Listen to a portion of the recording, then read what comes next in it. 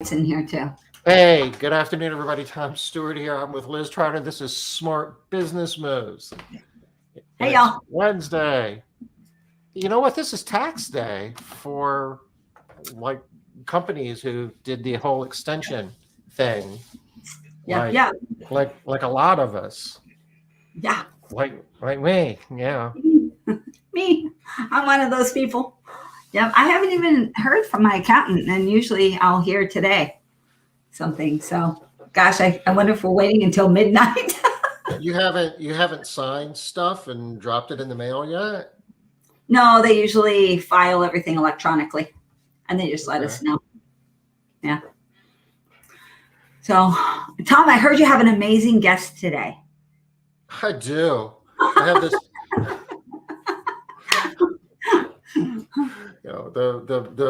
this person has so much talent and Oh, wisdom and sage advice. just amazing. Yeah. Where's my popcorn? I've got some. You're funny. You're Yeah, funny, I'm, Tom. I'm good Ooh, here. good Oh job. my god, this is going to be awesome. Okay, those This is tins usually are terrible. Is that one of those tins of popcorn that's like $5? from Christmas. Oh. Yeah, that's not good. That's not good. Hey, did There's you a have any more? Oh, go ahead. What were you gonna say? there's a reason why there's still popcorn in it. Yeah, in September. But I'm surprised that you can chew it. Isn't it just like cardboard or Well, there's styrofoam? like there's like three different varieties in there. Like the Yeah, caramel stuff is like one chunk. contiguous chunk. Yeah, you break your fingernails when you try to get that loose, Yeah, and good. the others. Anyway, I'm good. Y- So you were Any asking me? Yeah. Yeah. I was asking if we heard anything more about the the the idle increase. Have Increase you heard? Mhm. to up to a limit of 2 million. Yeah. Um, Actually, I was kind of playing around with it a little bit. Actually, have the SBA portal was looking at it just before we jumped on. Hey, Linda. Um, it, it's giving me the opportunity to request up to $2 million. Requesting it and getting it are two different things, but it's like, well, that's pretty cool. The interest, I mean, it's like a 30-year note, but the monthly payment rather is almost $10,000 if you borrow the full $2 million. Pocket change, right, Tom? It's $2 million pocket change, 10 grand. Well, I'm toying with the idea of doing it just to see what happens. I mean, you were pointing out to me before we got on the call that I don't even, have to make a payment for 2 years, right? And really, I I mean, I feel like that is true. That's a sound strategy for anybody that thinks that they might actually have a use for $2 million. I don't. So I was telling you, dude, this seems like a no brainer. You got the Well, money right there. It's not like you can't just pay it back. You've got 2 years to pay it to make your first payment, although you are accruing interest that whole time. but you can invest. You could like buy other Yeah, cleaning companies. You could, I absolutely. mean, theoretically, you're Yeah, to use it. I mean, you can prepay other debt. So any bank notes, any car loans, any business related real estate. I'm saying this loosely. I don't know. You got to read the details on all this, but it seems like you can make all your debt go away with this. And I mean, you'd be consolidating your debt. You'd still have debt, right. but But at a presumably, much lower interest rate, probably. you know, Yeah. So I don't have $2 million in debt, but if I did, I would absolutely be going for the $2 million. I don't have $2 million in debt, thankfully. hmm. I don't want $2 million Well, in you don't yet, but you have the opportunity to. debt. Yeah, no. And I don't know how they make the decision about how much money you get. I cannot imagine that they would be giving somebody my age, $2 Mhm. million for the course of 30 years. I just find that kind of hard to believe. No, no, no, no, no. They can't base it on age. There's rules against that. There's rules. Yeah, I mean, that's, They're going to come up with something different. They'll come up with some other reason. no, there's a formula, and there was a formula in Mhm. the past, and it was based on how much what your operating expenses were on a monthly basis for a certain number of months. And I Oh, don't know yeah. if that formula, I don't know if that formula's changed or not. I haven't dug into it deep enough to find out. But yeah, the likelihood of getting approved for 2 million, I mean, you'd have to have a lot of operating expenses in order for Yeah. that. But I don't know, maybe. Yeah, I'm not thinking I'm getting approved for $2 million. I know people who are doing it that I think have a very good chance of getting the money, but I'm not one of them. I am not one of them. Well, I'll keep you posted. All right. Looking forward to hearing what's happening there. All So, right. what you want to talk about today, Liz? All right. So I don't think you ever announced who the guest was. You said that they were amazing. Liz Trotter is our guest today, and we're going to be talking about matter, meaning, measure, and autonomy. We And are. really, I mean, really, if you think about this, there's so much effort going into recruiting and hiring and how to get the right Indeed ads set up. And if you just kind of step back and think about it, what are the people that you're hiring really looking for in a place of employment? And are we really addressing all of those needs? Because if Yeah. you're not, then, okay, great. I just took this new crappy job and it was just as bad as all my other jobs, and I'm not going to be here very long, just like I haven't been in all my other jobs. But if you Yeah. can actually peg it right and create a culture and an environment where people want to be, where it's an awesome place to work, you don't Yeah. have to hire nearly as many people, do you? No, nowhere near. Hey, Trisha, Denny, and Tom, you said the key word right there. It's want, where people want to work and they want to do a good job. So it's not just that they want to work there, but they also want to do a good job. And whenever I mention that to anybody, they're always like, okay, Liz, yeah, duh. But how do you make people want to do a good job or want to work there? Well, that's what we're going to talk about is matter, meaning, measure, and autonomy. And some of you probably know that how many people does it take to create a culture? We're going to get into that, Denise. So actually, only one. We're going to be talking about culture on our very first slide here. But really, just one person. You have your own culture. And it does start from the top. As much as we would really like to think that it didn't, I was in, do you guys know what aileron is? I'm not sure if anybody here knows what aileron is. I know. What would you call aileron? Business development, leadership development, or Yeah. Located in Dayton, Ohio. yeah. I'll pull their website up here. Maybe we can all see, because it's kind of a cool thing, and Aileron's very cool. we should all know about it. Yeah. I was while Tom's pulling that up, I was in a workshop with them yesterday. And one of the things that aileron helped. Oh, that's weird. Oh, aileron management. Weird. I get it. That's so weird, though.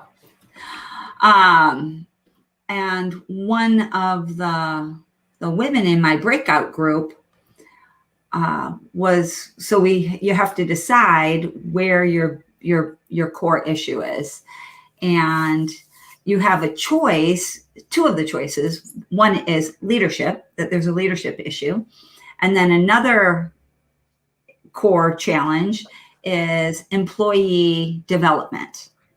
And she chose leadership development, and she got hit kind of hard for that. Are you just trying to like weasel your way into having both things? Either it's leadership or it is the employee development. She was like, well, I need to develop my leadership team because the employees that are my leadership team, so I need the leadership developed, but I'm good. It's them. They're the ones that need the development. Y'all, she actually said that out loud for all of us to hear. That So she's was this good, was this an everybody aileron else. workshop that you're participating in? Yeah, aileron workshop. Oh my Lord. Okay. Yeah, and Did people jump on her? it got very quiet, and then it was very quiet. There was a noticeable lull that was uncomfortable, and then they said, "Well, that could very well be that you are fine. Then maybe it is we need to develop your people that are working for you. If you believe that everything you're doing is creating a great environment and blah blah blah blah blah blah blah." They went on with her, but oh, good. I like this. Okay, so Aileron is a nonprofit using professional management to improve the lives, businesses, and communities. To improve lives. Okay, so whoops, and they're here to help. Now they say it's nonprofit, but you still have to pay for stuff, y'all. Yeah, but it's really cool. The guy who, I think it was Ames Dog Food, started it, and I guess he sold that to P&G or something and had some extra money, and they got really nice property and facilities out in Dayton, Ohio. Nice. And we went there a few years ago, right? Yeah, really, really nice. And I love their model. I love what they teach. It's very much in alignment with what I've always known and thought and taught. So it's very, very, very cool. I'll drop the link here. It's something that everybody on this call should at least go to their website and kind of poke around a little bit. The That's what we concept did, of, Tom. Oh, sorry, was the Course for Presidents. That was the name of it. Yep. Yep. So anyway, I wanted to talk today about matter, meaning, measure, and autonomy. And for those of you that have been around a while, you probably think, gosh, that just doesn't sound the same as it used to. Tom pointed out to me that it used to be matter, meaning, measure, and accountability. And when the COVID situation hit, I changed accountability to autonomy because autonomy was needed much more. We were moving with we were having a situation where so many more people were having to work solo, and we needed to be able to train on this autonomy idea. And accountability sometimes gets a bad rap because people misinterpret what accountability means. And I did not want there to be a situation where people were trying to hold people accountable by punishing them.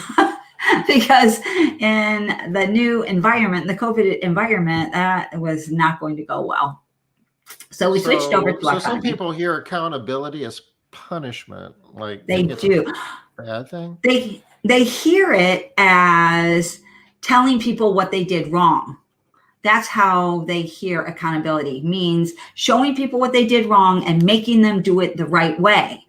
And the behavior that comes along with that thinking is punishment. You're bad, you're wrong, you did this. Yeah. And so that doesn't work real well. Yeah. It's kind of like the term constructive criticism. I don't hear that as much as I used to, but yeah. Anyway you slice it, criticism's not really a good thing. There's, you can offer feedback or advice. There's a lot of more positive ways you can say it than constructive criticism. But accountability, I think, is a useful term. Hopefully we don't remove that from our lexicon. No, we're not going to remove it because accountability is super important. The piece that I want to point out, though, is the accountability at the top first, right? So before you start pushing accountability onto other people, you have to be accountable. And so you have to be doing your thing. Me. Unlike the person in your aileron meeting. Y'all, that was just so uncomfortable. It was so uncomfortable. Yes. So unlike that. All right. So I thought what we would do today is I would go through. Well, let's hit this first slide here, Tom. First. Okay. Let's see if I can. Isn't it the down button? You want to click. There we go. All right. So Denise, you had asked like how many people does it take to create a culture? And my answer was 1. And this is the reason why. So your culture, so like when we're talking about a culture, and your culture can be anything, right? You can have a terrible culture, but we don't really want to create just a culture. So culture is in and of itself is not good enough. What kind of a culture do you want to have? So what we're going to be talking about is a culture of excellence. Okay, so a culture of excellence this is what you would be doing to try and create that. But this is how you create any culture, or not create it. This is what a culture is. A culture is your people and the way that they are. So how they are is part of your culture. And then it's your beliefs, your belief systems. It's the way of thinking that you have or your people have. It's the way you all think together as a company, if we're talking about a company culture. And then your emotions. So that this is the way you feel in your company and the way it is accepted to be feeling and to be thinking and being. And then the behavior it's your behavior, which is your way of acting. So how do you act in your company?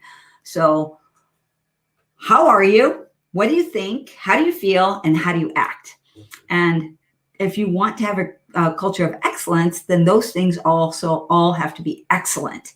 Like you have to be excellent. You have to think excellent things. You have to feel excellent ways, which means you can't just be always negative and Debbie Downer and all of that stuff. A lot of times people get stuck on feeling because it seems like, yeah, but I can't help the way I feel. And all feelings are, what's the word?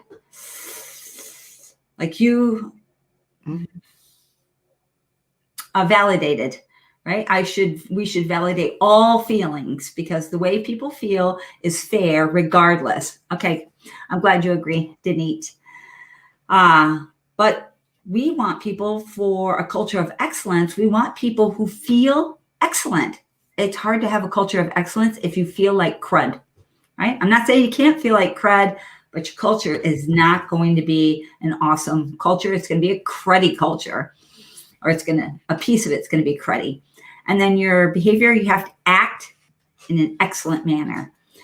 All right, so I love just this little piece because your culture is really about the people and how they are. That's all. So are some of those more important than others? I don't think so. What do you think, Tom? Do you think they are? I don't know. I think behavior and acting drives a lot of it because, like from a human resources standpoint, Yeah. when you're talking about providing feedback on people's performance. It's very difficult to talk about, well, you don't believe the right things or you've got a bad attitude. You really need to focus on the behavior. What are the things that we can identify and measure? And likewise, if I can behave in a certain way, if I can act like I'm having a good day, and if I can act positive, sooner or later, your brain starts to think the way that you're behaving. So at the end of the day, so much of it, I believe, is just about the behavior and the way we act. And the rest of it kind of follows. The person you are, the things you believe, the emotions you feel can all be driven by the behavior. Well, and I would argue that they're all driven by any of them. They're all connected. So usually when you see this, that you'll see it in a triangle and you won't see the being. The being is in the center of the triangle, and then the points of the triangle are the thinking, feeling, and acting.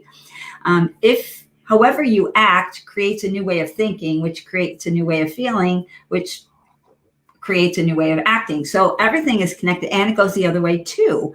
But to your point, Tom, I wouldn't say that any of them are more important by any means, but I would say that the way of acting, the behavior, is the thing that we can see. It's the easiest to correct. It's the easiest to talk about. And so it's the first place to look and the first thing to talk about. Don't be talking to people about their belief system and their emotions if how they're behaving is fine. That doesn't make sense for your business, right? You're trying to, bottom line is we need people who are going to do what we need them to do.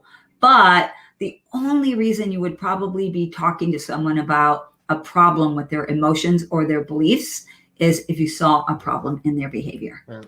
That's usually where things crop up. And from a legal standpoint, from an HR best practices standpoint, you want to be dealing with the behavior. Yeah, especially if you're going to be doing, especially if we're talking about any kind of punishment or, and I'm not a fan of punishment anyway, but anything where people are being reprimanded in any way, you're not going to want to be reprimanding people for anything other than their behavior. Even if it wasn't illegal, right, against the law to be doing it for reprimanding people for other things, why? Where does that get you? The bottom line is you need people who are going to behave in the way you need them to behave. So that's the place to put your focus. The reason I say that they're all important is because all of those things tie into the behavior. So even if people are acting great right now, if their belief system is bad and their emotions are out of whack, you're going to see that be demonstrated in the way that they behave at some point in time, and it won't take that long, especially if it's emotions. For a lot of people, emotions can make people behave out of whack. One time I had somebody come up to me and said, "Tom, can you fire me for what I'm thinking?" They asked you? Huh. Yeah. And of course the answer is no, right? Right. Yeah. So you know what they said? "I think you stink." Okay, but what you say, I can, but I'm still not firing somebody because I think I stink. I might just get a little better deodorant, right? They were being funny. So funny, anyway. Right? It does sound like somebody who's like feels like they're comfortable with you, Tom, because they're not going to be joking around like that if they don't feel. There's not many of them out there, is there? More than people think. More than people think, for sure.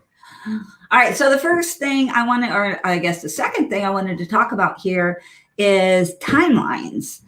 So the one of the very first things that you want to do when we're talking about retention is figure out where the bulk of your people are leaving. If you have a lot of people leaving on that first day or not showing up or second to third day, why? What is it that is causing the problem? Is this hard and fast? No, it is not. This information is built on my however many years in this industry, 27 years or something doing this. This is what it's built on. So my company, my issues, my problems, yours might be different. But first you need to identify when people are leaving and start pushing that down the road. Make that longer. Make people stay longer. If they're typically only staying for 3 days, hey, getting them to the 5-day mark, that's an improvement, even if it doesn't feel like it. After you get them to the 5-day mark, good. Let's get them to the 10-day mark. Get them to the 10-day mark, good. Let's get them to the 2-week mark. And I'm not talking about each individual person. Have we defined what we mean when we say meaning and matter? We have not on this call, and we should, because I say it so often that I feel like a broken record. Oh, and it's kind of like when we're doing KPIs and I start rattling through something and you'll raise your hand and people don't know what that is. What does revenue mean? It's like, huh? Yeah. Oh, okay. Yeah. What? Okay, so thanks, Tom. Good call. All right, I'm going to go over all of them. Down at the bottom, I think we have all of them. Matter, meaning, measure, and autonomy. So matter is how people feel that they matter to their supervisors, to the people that are in the company, whether that's the boss, you as the owner, their immediate supervisor, the manager. But how important do they feel to the company? And that's all that matter is it is about how they feel to you. If you're the owner of a small company, you're going to be the one that they care about what you think about them. Do you think they're important? Do you think they matter to the company? Do you think that they have something of value to bring to your company? If you can make them believe it, if you can make them feel it like they do, that's the first step. They're going to stay longer. You'll notice on this while I'm talking, I'm sure you guys are looking over this. You see in the beginning, almost everything outside of that first bad day, right? Everything's matter. Then we got some matter and meaning, and then we got matter, meaning, and measure, but there's matter is everywhere because people need to feel that they personally matter. What they're bringing to the situation is of value to you, to people. It's about that relationship, that personal relationship. So a lot of times people are like, well, I don't know how to make people feel like they matter. You do. Yes, you do. Because you already make people in your life feel like they matter. Another thing is if you have anybody that has worked for your company for longer than 6 months, you're already doing a lot of these things. You're already making them feel like they matter. You're already bringing some meaning, and I'll talk about that in a second. But you're already doing some of this stuff. So don't try to do it someone else's way. You're already doing some of it. Figure out how you can do more of what you're already doing or do it even bigger than you're already doing it. And maybe just add in a little bit of stuff. You don't have to change everything. You don't have to do everything in a new and different way. All right, the next one after matter is meaning. Tom, why don't you tell everybody what meaning is? Because I think you're over there like playing some video game, right? Actually, I'm doing some research here, which could be useful. So if you let me get back to go ahead, hit your research, and I'll get meaning.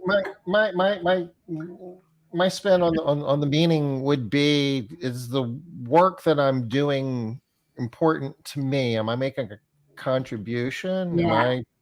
Am I doing important work? Yes, important work. Something that's meaningful, that is more than just cleaning toilets, right? Something that is important for me to be doing out in the world that can make me feel good about what I'm doing and not just who I am. Not that I matter to someone else, but meaning is about mattering to me. Like I feel good about what I'm doing and what I'm doing out in the world. I feel like there's meaning in the work that I'm doing.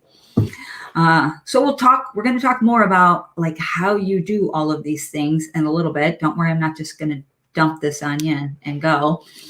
But that's meaning. I think for a lot of people, well, everybody has their own sticking point. Some people are like, matter is ridiculous. I don't know how to make people feel like they matter. Hey, Rohan,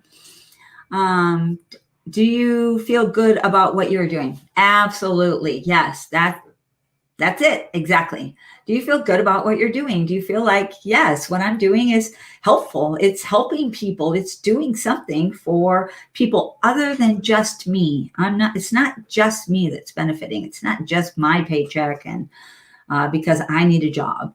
It's something for other people. All right. The next one is measure. So measure is about showing people what the measure is in many different ways so that people can see with their own eyes how they measure up. Are they amazing? Are they excellent?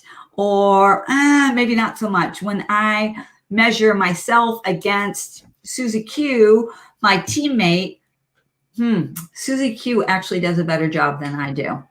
But without some type of measure, people don't know how to, are you making money? I love that measure. One of my favorite measures, just for the record, Rohan. Are you making money? Are you making money for the company? If you are, yay. Because if you are not making money for the company, no matter what anybody tells you, you know you are less valuable to the company than the person who is making money for the company. You don't matter as much as somebody You who don't. is. And no matter how much they tell you, no matter how much they tell you you do matter, and no matter how much meaning you think you're bringing to the world, if the measure says that you don't measure up, you don't feel good about yourself. It's not enough. There has to be a measure for you to see about, or not you, your employees to see about how they're doing. So they need to feel like they matter. They need to believe that there's meaning in the work that they are doing. They need to be able to see their measurement and how they stack up, and are they doing what needs to be done? This goes a lot to expectation, right? So expectations are a really good form of measure so that people know exactly if you meet these expectations, you measure up. And then the last one that I wanted to talk about is autonomy. And I have changed out, like I said earlier, I changed out autonomy from accountability, not because I don't think accountability is super, super important. I do. If you're not holding people accountable, especially yourself, then you are going to still have problems, because all of these things are going to fall apart. Matter, meaning, measure are all going to fall apart. But the reason why we added on autonomy is because nowadays people are needing more a sense of autonomy than ever before, than I have ever seen in the past. They're needing to feel like they have some power and control over themselves. When I think about autonomy, I think of them feeling like they have a measure of control. And currently, I'm not expecting that autonomy is going to stay here forever. But currently, people don't feel like they're in control. They don't feel like they're in control of the situation. There's just so many things that they don't have control over. Can I wear a mask? Can't I wear a mask? Can I hang around these people? Can I go to these places? Like, when we had so much freedom and now there's so much less freedom, people are just feeling like they don't have autonomy. And so they're grasping for it. They're trying to pull for more control, which is making people more crabby and making them change jobs and making them feel like they need to bounce just to gain control. So adding that autonomy piece on there, I think, can be really, really helpful. Now, matter, meaning, measure, those have been around since the beginning of time. And they haven't changed. Those didn't change during COVID at all. People still need to feel like they matter, that there's meaning in the work that they do, and that they need to be able to see what that measure is.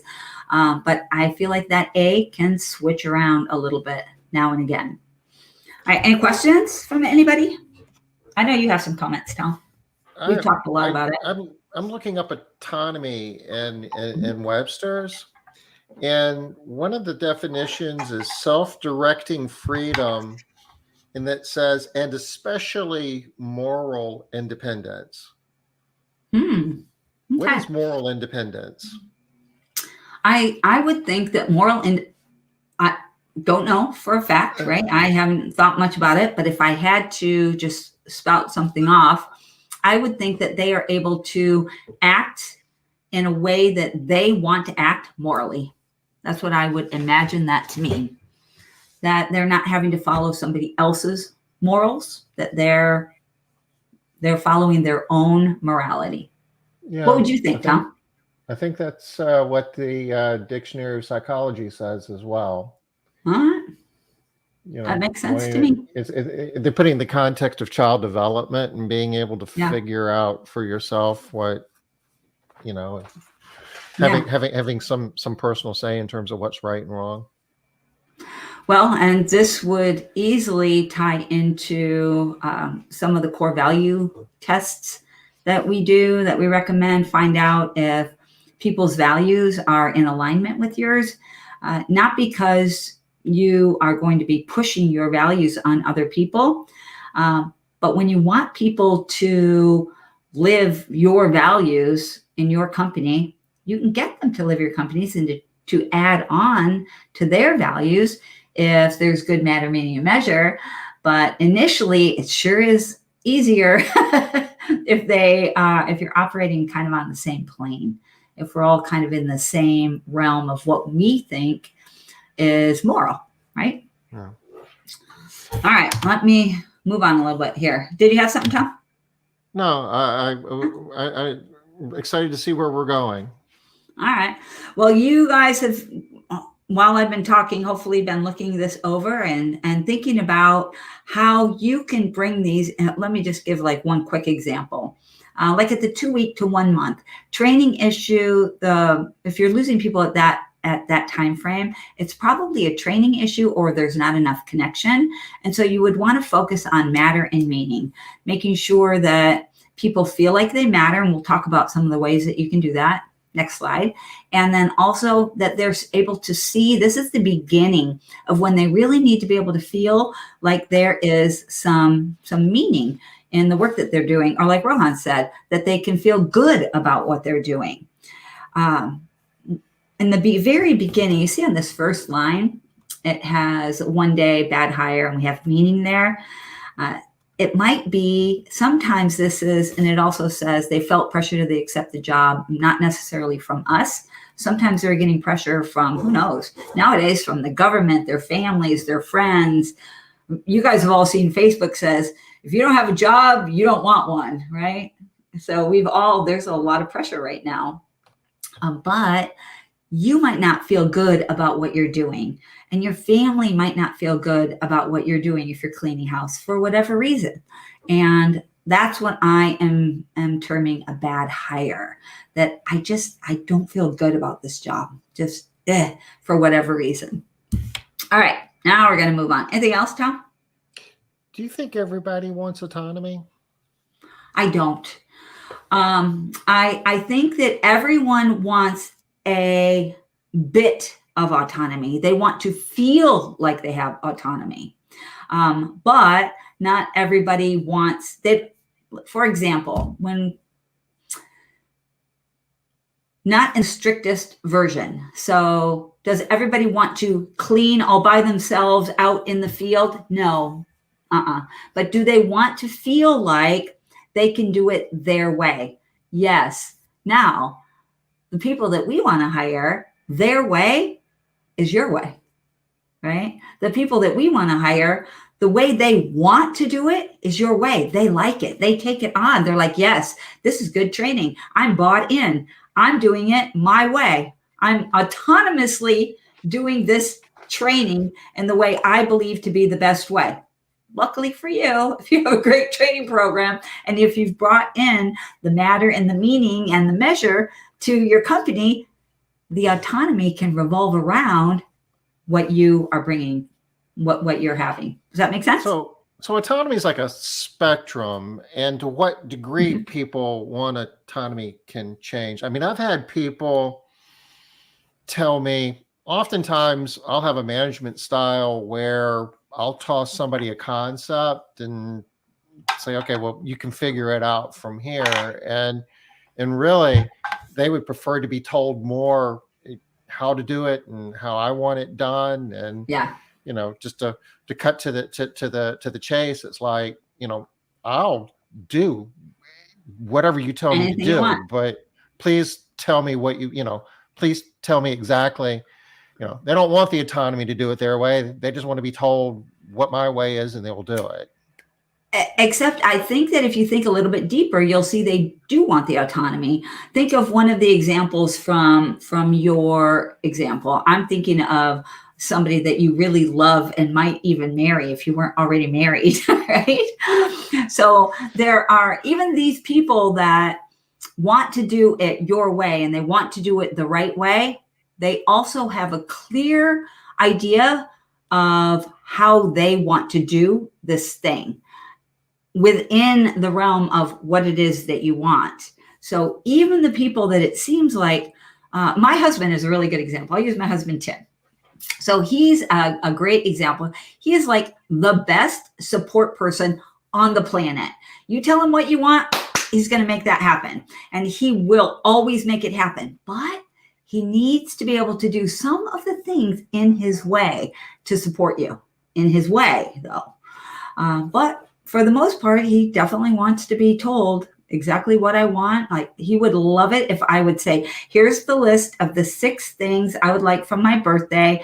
Please go buy one of these 6 things. It's a good list. So it needs to be framed in a way where you can drive wherever you want as long as you're between this guardrail and this guardrail. Yep. Yeah. And here are the expectations. It's got to be legal. It's got to be right. And we know we've dealt with some people that where we don't maybe have the whole system written out. And they're like, I can't even start. I don't even know where to begin if you don't tell me exactly what the starting point is and the second step and the third step. Even those people want the autonomy, but it's just in a different way. All right. All right. Anything else? No, I'm all right. Reliving history here. Go ahead. I'm good. Yeah, it's true. All right. So there are some things that you must do in your company. These are things that you have to do. I mean, you don't have to, you guys, right? If you don't do them, you'll still be able to run a business. But these are the things that Liz's version of things that you must do. Because if you don't do them, you're making your own job so much easier. I mean, harder if you don't do these things. So I'm just going to go over some of these and I'm going to quiz you. So I'm not seeing a lot of people commenting, but if you guys are on here, then comment. So the first one is define rules, procedures, and expectations. I think everybody knows that if you're going to be bringing on employees, they need to know what the rules are, they need to know what the procedures are, and they need to know what's expected of them. So what would you call that, though? Would you call that matter, meaning, measure, autonomy? What would you call that? Anybody? I'm going to tell you I'm flexible, y'all. A lot of these have multiple answers, too. It's not a right or wrong thing. So in your company, I might call this measure. What would you call it in your company? Robin, all right, you call it measure, right? Me too. Yeah. I might call this is the measure of whether or not you're doing a good job, right? This is how we keep track of if you're doing a good job. You're following the rules, check. You are following all the procedures, check. You're meeting our expectations, check. Look at that, 3 out of 3. Woohoo, good job. There's a lot of numbers on some of this. This is our attendance. Mm-hmm. This is what we expect from productivity, efficiency, quality scores. Yeah. Measure. So much measure. Now, could this be meaning? Could it be? KPIs, absolutely, Robin. KPIs, right? Mm-hmm. Yeah, absolutely. Could be meaning too, because we could have these rules, procedures, and expectations so that we can bring the most that we can possibly bring to the people. We can fashion this idea around our meaning. So like Tom's shoes. For those of you guys that know Tom's shoes, they have really specific ways that they sell their shoes and certain places that they sell their shoes, because one of their procedures, they have a lot of different procedures, but one of them is for every pair of shoes that somebody buys, they donate a pair. Do they just donate them to their best friend, Sue? No, they donate them. They have very clear rules and procedures and expectations about where those shoes are getting donated to. So you threw me there, Liz. I was looking at my feet and I was like, how do you know I don't have shoes? Right? Tom's like, I'm not wearing slippers today, Liz. I've got shoes. So that's just an example that you're looking to bring matter, meaning, measure, and autonomy right now. Yes, Tom's shoes donates, and that is fabulous. It is. But it's not fabulous to everyone. It's fabulous to the people that it's fabulous to, because they can feel really good about that. They're like, oh, I love that idea. But not everybody cares if everybody has shoes. That's just not a big deal for them. All right. So none of these all by itself is enough, which is why we talk about having to have matter, meaning, and measure. and we add in that little autonomy or the accountability. But the more matter, meaning, and measure you can bring to your company, the stronger you are building your, I'm going to call it a fence. So I was thinking about this earlier. So my mom lives on a ranch. She calls it a ranch. It's a very small farm, but she calls it a ranch because she has bulls and what she considers animals that live on ranches.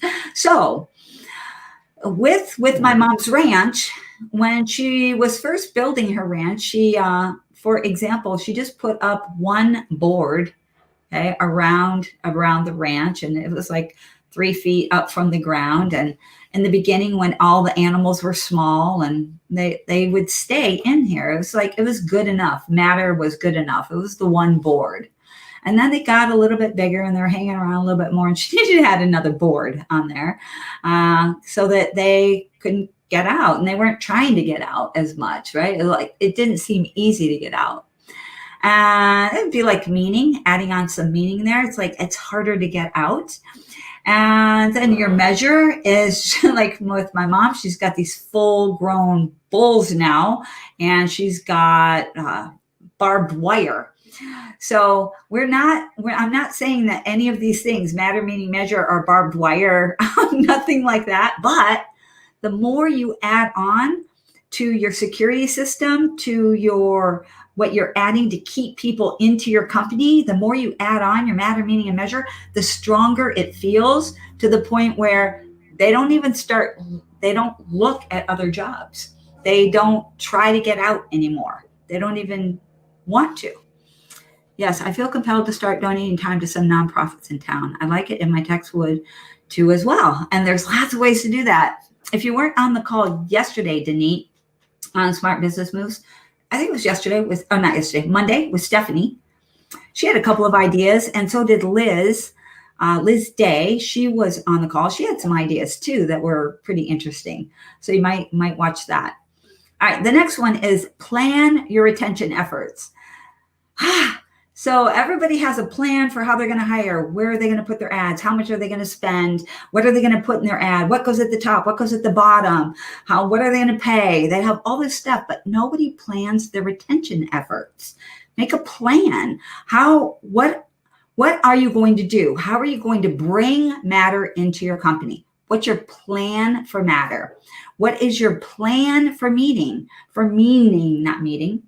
How are you going to make people feel like it's a good job for them, that they can feel good about what they're doing? How are you going to do that? What's going to make them feel good about it? And then measure. What are you going to measure? A lot of times with measure, people are thinking there's only one thing to measure. But look, that very first example was a measure example. Rules, procedures, expectations. Look at all the different things that there are to measure just in that one little example. So you can measure almost anything, and you don't have to measure the same thing all the time either, because people like change.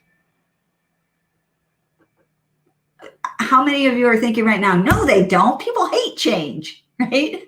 People like change, but within a very structured system. They don't want too much change. They want things to be going the way they are, but then let's give us something new, a little change that's new. Yeah, you got something, Tom? No, I mean, that's interesting, because I know whenever you're changing things in your business, here we're changing a policy. A lot of times that's difficult. That's difficult. But, so, adding something new. Do you want to eat the same meal every day, 3 times a day? I mean, I don't know. Yeah. So change is necessary, but so why do we need it? But in some cases, it's so hard. I never really thought about that. And we don't like it, and we don't want it. But then after we get it, we're like, oh, yeah, that is good. Okay. And sometimes we don't accept it as quickly either, right? We're like, no, I hate that idea. I have an example of one of our strategic success members that he was increasing pay in his company. Increasing the pay. He was adding on a bonus. He wasn't taking anything away. He He was adding on a bonus for things that the people were already doing. He was just going to reward the people that were doing things well. And he had a revolt. He lost almost half of his employees because they didn't understand it. It wasn't well executed. It wasn't executed well. Yeah, it wasn't planned. So that's why I'm saying plan your attention efforts. I'm speaking to people like me that have a tendency to just do things off the cuff. Don't just do it off the cuff. Plan it and then execute on your plan. All right. So I have slides and slides of this stuff. So I'm just going to hit this and one. We got 5 minutes. Yeah, that's why I'm saying I'm just going to go over some of these real quick. Have a strong onboarding and orientation program. You remember on that other slide where it showed that people were leaving in the very beginning? A lot of times people are leaving in the beginning because of onboarding and orientation. So make sure that that's tight. Have a strong training program. We talk a lot in here about the PHC program, how much we really believe in that program, but not just PHC, any great training program that makes people feel like they're fully trained, they know what they're doing, they're professionals. You hear me keep using that word feel, right? We used it on Monday too when we were talking with Steph. People need to feel good about this job. If they don't feel good about this job, they're not going to stay. Yeah, good training creates the meaning and the matter. I mean, you win on both counts. And measure too, right? Yeah. And actually, good training. If you give somebody good training, you feel confident and you feel trust to provide autonomy. If they have good training, I trust them, right? I can let them be more autonomous. If I don't think they know what they're doing, if I don't trust what they're doing, nope. All right, provide a growth ladder. This is just show people where they can go in your company. Show them that this is a good job, especially now. Show them that there are more opportunities available. Is this going to matter to everyone? No. Is the strong training program going to matter to everyone? No. Strong onboarding going to nope. None of them matter to everyone. That's why you have to do all of these. You have to find a lot of them. Look for matter, meaning, measure. So let's have a strong training program. Oh, Tom already said that one. Matter, meaning, measure hits them all, and autonomy. How about provide evaluations and reviews? What does that hit? So matter, meaning, measure, autonomy. Which one of those are you bringing into your company if you provide evaluations for your people and reviews for your people? This one's really important. Anybody? How about you, Robin? Oh, I just saw that Wayne and Gus said that they love it. Sorry. Don't even know what y'all were loving. I didn't see it. Sorry. Hope we're still meeting that need right there. Matter. All right. So this shows them that they matter, right? Giving them a review and taking the time. That's how you're showing matter. How can you have it be about meaning? Could it be about meaning too? Absolutely. It could be about meaning. If you're reviewing part of the feedback, if you're helping to emphasize how they're making the world a better place and impacting people's lives. And yeah. Absolutely. That's how you could be bringing the meaning in with the same thing. How about measure?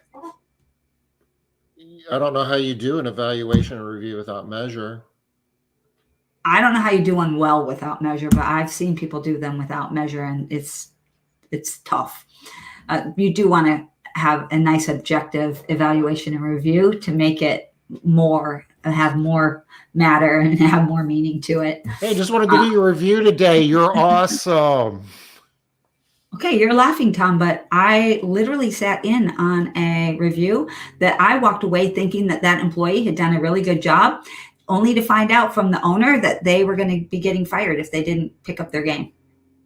It's like, what? I did not hear that message at all. I was paying attention. And, all right, so real quick, here's just another slide for you guys to look at. Take a screenshot if you want. And run these through your own thought process. Meetings. Who's in meetings? What are we talking about? Where are they? When do we have them? And why do we have them? Meetings are really, really important for what? For matter, meaning, measure, or autonomy. Which one? Yes. Yes. For matter, yes. Absolutely. For meaning, absolutely. For measure, absolutely. Autonomy, you betcha. All right. And then give them a voice. Let them believe that you care about what they have to say. This will go such a long way. You can't even imagine. This is not easy. This is not something you should just throw up there really, really quickly and just implement. This is part of what you have to plan. All right. Learn to appreciate appropriate conflict. Conflict is amazing. Having good conflict, appropriate conflict can grow your company, right? It can make things better, but it needs to be appropriate. Think about matter, meaning, measure there. How does that tie in? Learn and, okay, so last minute. So last thing I want to say here is go ahead, read over these. Don't worry that you're not doing all of these things. These are things that you must do. They're examples of how you must be bringing matter, meaning, measure, and autonomy into your business. But what are some ideas you have? What are the ways that you're using that are working? Because those ways will work too. All right. Anybody that wants any of this information, hit me up. You guys know my email, liz@cleaningprofitbuilders.com, and I'll send you details. And look at all these other slides, you guys. So just to show you that there are so many different things that you can be doing. This is not a once and done type deal. But it's important. And if we're all trying to develop our workforce, we're all trying, most of us, maybe somebody out there has, fully staffed, but I think that you're definitely in the minority. And if you want to fix your staffing problems, you want to start here. And nobody's fully staffed right now just because there are so many jobs out there. There's so much work out there that if you're fully staffed today, you're still not fully staffed. If you can get all your work done today, you're not fully staffed because you can't take on all the work that's available to you. Too many opportunities. You need more people. More people. All right, Tom. So we're done. Okay. We're done for today. We're done for the week, but we'll be back Monday, 5:00 Eastern time, right here on Smart Business Moves. You guys have a good rest of your week. We'll see you Monday. Bye-bye. Bye, y'all.